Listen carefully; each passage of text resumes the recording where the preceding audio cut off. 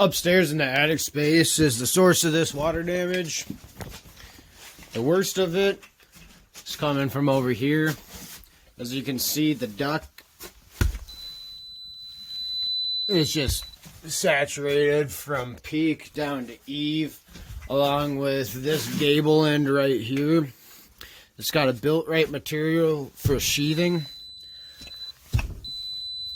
I mean, soaked all the way down from side to side.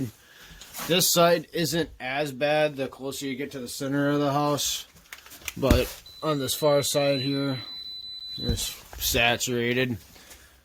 As you can see, the homeowners put up some towels to prevent it from dripping into their bedroom below here.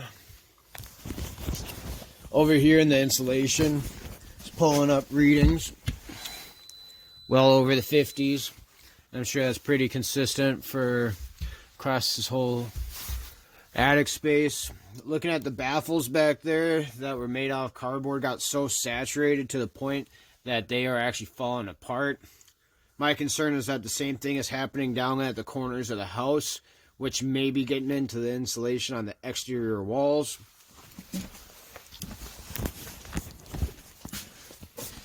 This insulated piece right here is the skylight, and downstairs you can actually see that there's some water starting to pool up next to it. And as you can see, just still from peak to eave, same story. Even looking at the floorboards here, you can see just water spots all along here, coming from here. And as you can see, the decking here is actually getting to the point where it's starting to delaminate from how saturated it is. I mean, yeah, it's like that all the way down. So coming into this room over here, before you even lock it in, you can see the insulation here, just saturated. And it looks like they actually have a vapor barrier. So from my inspection so far when I came in here, I have not been able to find anything currently wet besides this window space over here. You see they got a tile down, and there's actually ice starting to form up on the sides. I believe that this is also having a condensation issue just as much as the other side of the gable over there.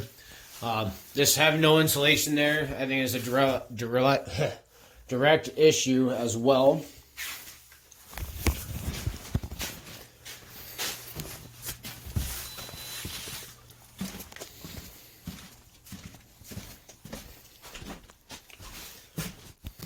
From what I've noticed so far, that side has not really been affected. See, by the time we get to the middle here, we're reading dry. So it should be reading out of 14. I think that's the lowest I've actually seen, but that means I'm very concerned about this side with it delaminating to the point that it already has. This is the north-facing wall, and on this side, when I first drove in, there was no snow. I don't know if there is any on this side, but my assumption that this water damage is caused from a mixture of a possible ice dam and also related to improper insulation causing this to condensate and actually form the ice dams.